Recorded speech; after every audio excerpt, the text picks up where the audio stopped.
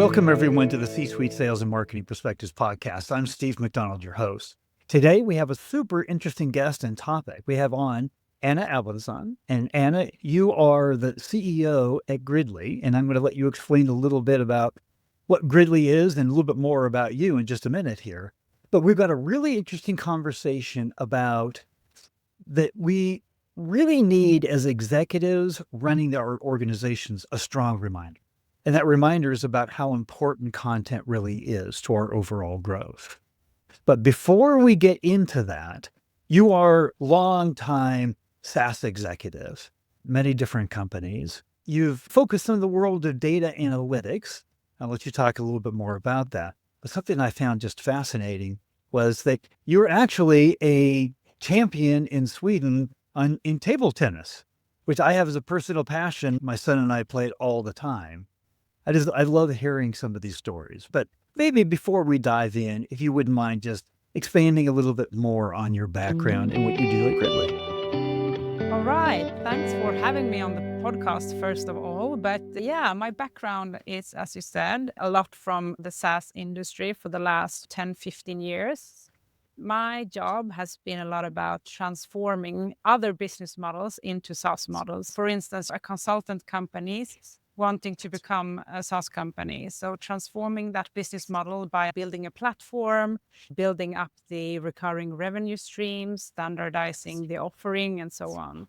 Being the CEO of Gridley is actually the first time I come into 100% SaaS company from the beginning. So I'm really looking forward of scaling from that. The different kind of roles that I've been in various companies, they have all been on the go-to-market side. So I focused on sales and marketing and business development, the customer-facing processes of the business.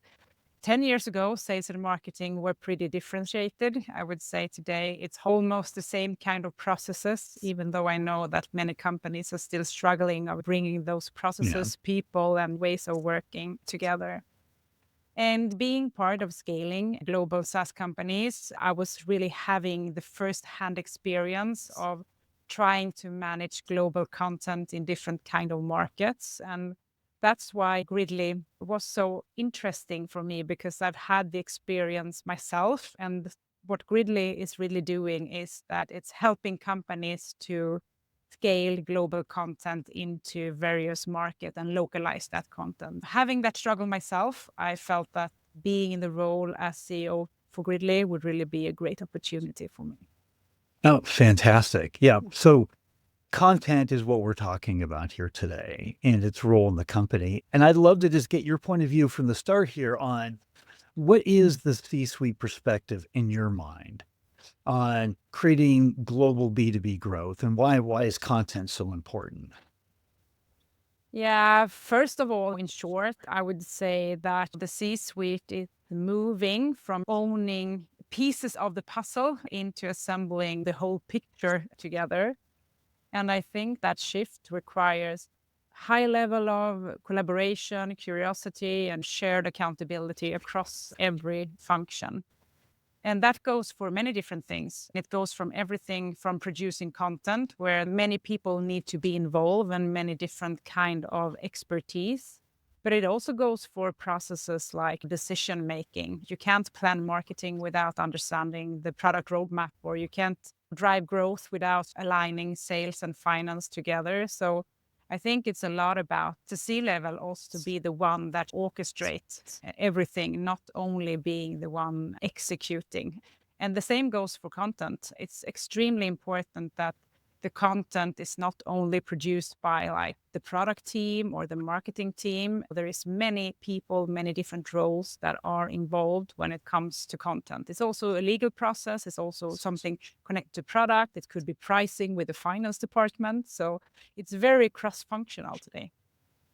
So there's a really important area here that is certainly at the C-suite level, something that is a challenge that I think content, and you and I talked about this before, is a major solution to, but there's an epidemic of loss of trust that's happening worldwide. You look at like the Edelman, LinkedIn trust indicators that are all just going down and down and down. There was a recent report that talked about how for B2B buyers, 74% of B2B buyers don't even believe the customer evidence that we present to them, which is probably a big reason why, right? They're waiting longer and longer to talk to us because they're doing their own research. They're talking to their peers. They're doing everything outside of talking to us to make the decision and get down to the few that they think they're going to buy and even have the number one in mind before they want to start the conversations. So trust is a major C-suite issue. It's a major issue for all of us as B2B organizations. How does trust and content play together? Yeah, I think when you mention those numbers, you should really be concerned working within B2B marketing and sales. But I strongly believe that there is a tendency within the B2B industry that we still believe that companies is doing business with companies. But actually, it's still humans doing business with humans, even though they are not interacting face to face. Trust might be built in person relationships before, but in our digital first world, it's kind of your content that becomes your, so to say, handshake with the customer. Right. That's why the quality of the content is so important, since it's the new trust builder together with your customers. And it takes time to build that trust. It also takes time to build trust humans to humans, but also between companies, between humans within companies. It takes some time and we need to be patient. But I think that when your brand and your content works together, you will be able to get that timing that we really need. As you said, we are looking for content when we need to buy something, and to be able to be an option for other companies to buy your products, you need to make sure that the best thing you can do for timing is to have the best content possible out there when someone is looking for it. That builds trust. It's so important. So you talked about, in one phrase, you put the brand and trust together as one. And our brands are trust marks. If we don't have trust, what do we really have? And so what I'd love to know is, in terms of building a brand, when you say when they're ready, 95% of the market isn't ready to buy. But we know that this content, especially thought leadership content, it gets us into consideration where we haven't been before. It gets us into conversations that we haven't been before. But the lack of that kind of content, the lack of thought leadership, isn't just like a status quo. It actually downgrades our brand, because if our competitors are out there, and that's what the B2B buyers want. They want us helping them, informing them, adding value to their challenges and what they're trying to do. And if they see us doing that and helping them through our content, then we're no longer vendors. We're partners. We're peers with them. So tell me, from all the companies that you've been involved with, the lack of thought leadership sometimes isn't even seen as an issue. It's not even on the radar. Yeah.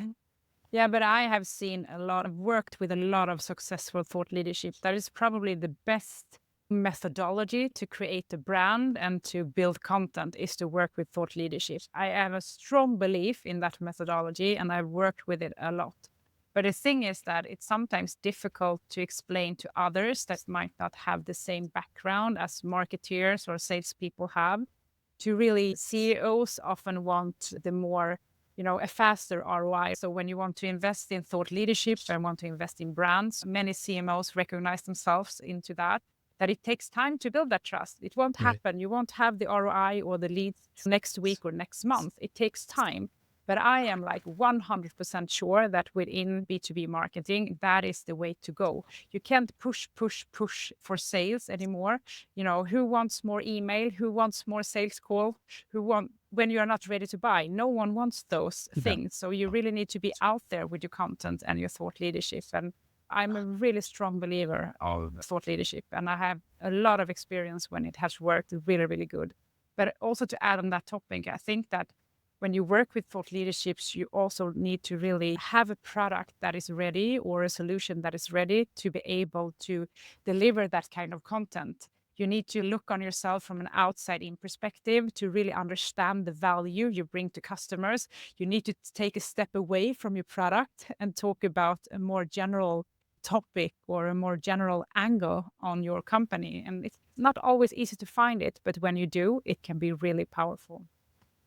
And you talk about it takes time. I was actually just reading yesterday a study that showed that how do our buyers find our thought leadership?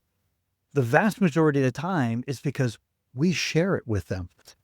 So this timeliness, if we get really good thought leadership that you're talking about, it can have immediate impact. If it's really adding value to their challenges, their pain points, what they're trying to get done. And that's where I want to go next. Obviously, the biggest challenge for B2B marketers and B2B organizations in creating that kind of thought leadership, right, is the resources to get it done, right? Not just the people, but as an industry, our content marketing teams are small. They're not big. And we don't just have reams of stats and data that nobody else has and an automatic understanding of the broader challenges of our ICP. So you have a very specific point of view on maximizing the customer centricity, I think you called it, through the ICP. Tell me a little bit more about that. Yeah, when it comes to ICP, now I joined Gridley 4 months ago, so I have had the opportunity to really deep dive in and analyze the business area that I'm in. You can't always do that in the role as CEO, but now I've had the opportunity. And I think for me, it's really important to understand the ICP that Gridley has today, but also future potential. So I put in a lot of effort trying to understand our customers today, but also our future customers. And I think that sometimes we do the ICPs a bit too complicated. It doesn't have to be that complicated, especially if you're not like a huge company and you don't have resources. We were talking about that. If you don't have heavy amounts of resources, you can still do your ICP in a very good way, I think. What we did at Gridley doing this analysis recently was, of course, to look into our existing customers. We have around 150 customers today. We are more enterprise focused, so not that many customers, but still you can find some interesting data about what they look like, industry, size, geography, and all those kind of things. And that is one piece to the puzzle. Then, of course, I have spent time talking to existing customers of Gridley, trying to understand the role that the platform plays for them today and how they use it, what kind of problems that we solve. So that is like the inside out perspective. The second part of the ICP is, of course, to also look from an outside in perspective. So in this case, what I have done to keep it simple is that, of course, I've analyzed some data about the industry that we are in to get some data around the market. There is a lot of data out there that you can use. You don't have to invent everything on your own. You can use other companies or industries' data that is already available. And then I've actually spent most time in the ICP work talking to customers or companies, mostly in my network, people that I know that are within that is working with some kind of digital product, a mobile app or a SaaS solution, because that's most relevant for Gridley, and ask them a lot of questions. People are so willing to share their view on different things. If you're just polite, if you ask for help, people will spend time with you. And they will explain the challenges that they see in this case with handling global content and digital products. And when I talk to them, I can see that I think 100% actually of the ones that I've been talking to, around 40 people, they have a challenge here. Of course, it's interesting for me from an ICP perspective to understand that, there is a need for the product within the ICP that we have today, but also outside of that one. Doing the inside out and the outside in, it doesn't have to be like a massive work. I think it's also important to combine data also with having the human conversation. I think it adds a layer that you can't find in the data, even though I am a data analytics believer. There is a layer that we can't understand only looking into data. So there needs to be some kind of combination. It's interesting because there's a lot of organizations that'll say, and we have more data than we've ever had. And it's just going to keep getting bigger. But a lot of organizations, I sometimes feel, almost hide behind that data. I have so much more data than I've ever had before. And Sales is talking to prospects all the time. We're learning constantly. Customer success, talking to customers all the time. Product, they're doing research with customers. We're talking to customers. We have tons of data. Why isn't that good enough? Yeah, and I think I'm laughing when you're talking like that. Me being in the industry of data and analytics and selling those solutions for many, many years and providing them to the market, that is exactly what it is. Companies of today, they don't lack data. If they do, it's very easy to add. You have too much data. You can't organize it. You can't take the insights out of the data. It's everywhere. It's siloed. It's not, you cannot analyze it and give you an overview. So that is like lacking data is not the main issue for companies today. It's how to work with the data that we have and to bring it together from the silos and giving us an overview of what we want to know and to bring out of that data. That is the main challenge. And you're in different kind of systems. Everyone knows this. You have your CRM system, you have your ERP system, you have different kind of systems, and they are not talking to each other. So you also end up in a lot of manual work if you're not working with this properly. The key thing here is to be able to orchestrate the data and to organize the data. That is the key if you really want to become data-driven for real. So I have a very interesting question to ask of you. And that is, I used to be the director of strategic planning working on the advertising business for the Mazda Motors of America. And we used to give people Mazda Miatas for a month and then take them away. It's called a deprivation study. Tremendous learning. If I told you, you have all of your data, you have all of your conversations in sales and customer success and product with the customer, but I'm going to take away those one-on-one conversations that you were talking about. You can no longer have those. You got to operate the business. You got to figure out your go-to-market strategy. How does that make you feel? How does that impact you? It makes me feel very uncomfortable, I would say. So, and it would be the other way around. If you took away all the data from me, I would also feel lost.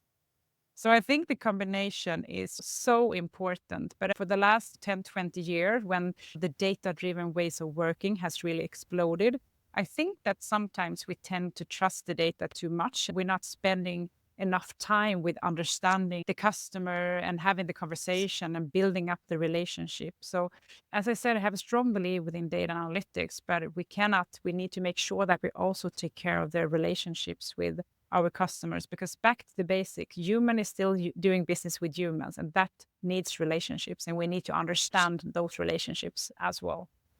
It means a lot coming from somebody that spent their entire career in data analytics. But you need it both. You need both parts of this. We started talking about the power of content, but you and I talked before about the underrated power of content. So I wanted to make sure that we had a chance to come back to this. What do you mean by the underrated power of content? I would say you touched upon this before a little bit when we talked about trust as well. I think that content is, I would put it like it's the currency in digital marketing and sales today. And the brand is the trust that gives that currency its value.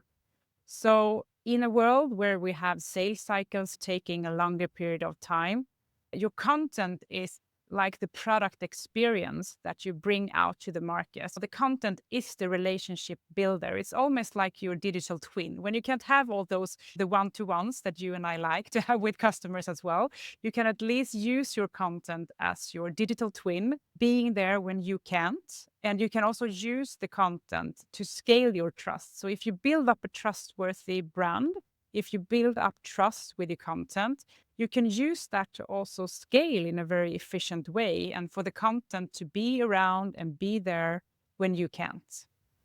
I was just writing it down. So I love one-liners. Content can be used to scale your trust. Yeah. I love that. There was another one-liner that came out, another podcast. It was that today's brand is tomorrow's demand.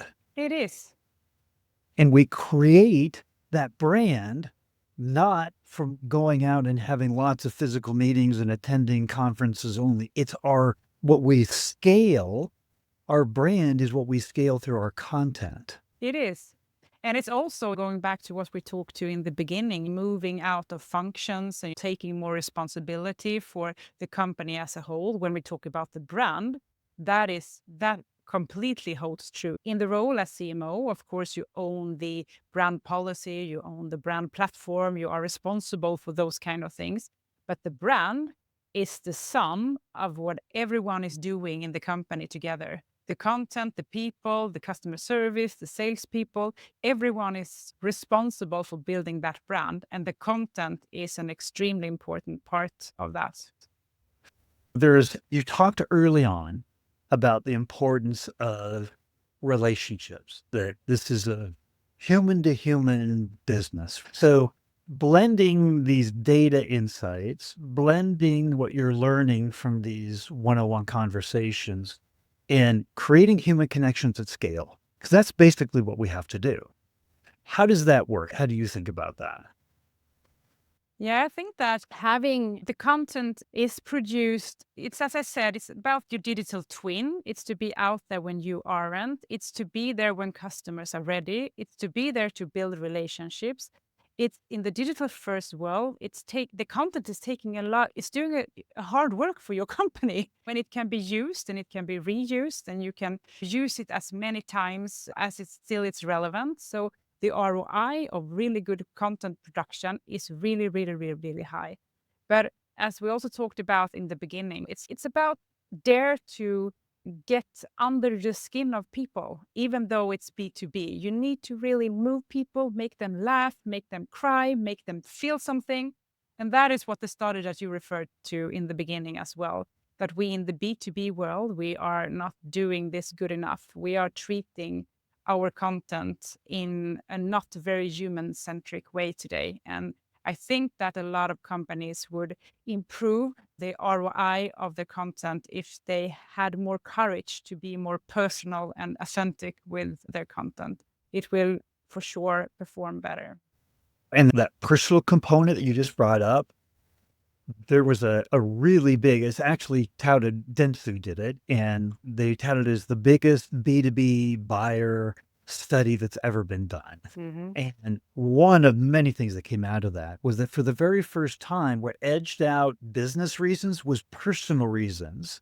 That B2B buyers were actually how they were deciding on the companies that they were going to work with. That personal reasons, right? So we talk about this human connection. It's so important. It just can't be underestimated. I wanted to make sure that we had time for a story that you told me because it was about kind of innovation and storytelling and content, but it was about a robot. I'm not going to take your thunder any more than that. I'm going to let you take it from there. Yeah. When I was in the role as CMO for one of the world's leading data analytics company, this was like 7-8 years ago before AI was part of our daily work. So we didn't really know in general about AI and what AI was. This company really wanted to position itself as a leader within AI, wanted our customers to understand that we are really in the forefront. But how do you just explain a complicated topic that no one is aware of? So what happened was that one of my really creative colleagues came up with an idea outside of the box. And that was for our huge yearly customer event to invite Sophia the robot, the first human robot in the world, as the keynote speaker and invite her to Sweden actually for her first visit in Sweden to be on stage and to be our main keynote speaker for that event. And I think it was a really good idea, but it wasn't that easy to execute on. It's really hard to work with robots, I would say. You need to consider a lot of things. But we made all that hard work. We understood what it takes to work with robots. How do they travel? What kind of clothes can they wear? Where do they live? How does they come? And all those kind of things. But we made it and we came through. And Sophia the robot, she had a battle on stage with the CEO of the company. They were talking about who is the best CEO, a robot or a human being. And they had that kind of conversation. And that conversation went on for 20-30 minutes. And then I had content for a whole year out of just recording that conversation. We also had a Q&A session with Sophia the robot, and that content went viral as well. People in the audience asked questions like, when will we put the first man on Mars? And then they got the robot answer was, after we put a woman on Mars. And then it just continued. And we also had all journalists around wanted to have a conversation with Sophia. So we also had to organize a lot of journalist interviews. So the investment for her coming to the event, you're always a bit uncertain when you do out of the box things. The ROI on that investment is huge. And the customer event, we can invite 500 customers at the most for the venue. It was fully booked in a few hours, I think maybe 30 minutes. It was fully booked directly. We had to do a second edition. All customers wanted to come to meet these robots. But for me, the role as CMO, what we accomplished as a marketing team was to connect this company with the AI topic in an amazing way, in a more creative way, a more fun way that make people feel something. Everyone was laughing. They were asking a lot of questions. Everyone was engaging with the keynote speaker. That is not always the case when you organize this kind of conference. So I think just to dare to have some out of the box ideas, dare to do something different, dare to be personal, can make a huge change when you build a brand. So I have a feeling we could go on for hours here, and we've covered a lot of territory already. But I want to ask one last question, which is our poor human brains, not robot brains, can only remember 2 or 3 things at a time. If there was one thing, what's the most important thing that you want the audience to take away from this podcast? What would that be? I will say that talking about content is the language of trust. And if you don't speak it well, you're not in the conversation. Content is what you really need to bring trust with your customers, and content can be around when you can't. I love that. And I'm pretty sure one thing that people are going to have more questions. So I want to be able to connect them with you. Would it be appropriate that I shared a link to your LinkedIn profile that people could Of reach course, out? please do. Yeah. Okay. Thank you. Anna, this has been so enlightening and entertaining at the same time. Uh, the goal of this podcast is to bring different perspectives, C-suite perspectives together on how do we address some of the biggest challenges that we have in the industry. And I think you did a phenomenal job of doing that today. So I just want to say thank you for coming on. And thank you for having me, Steve.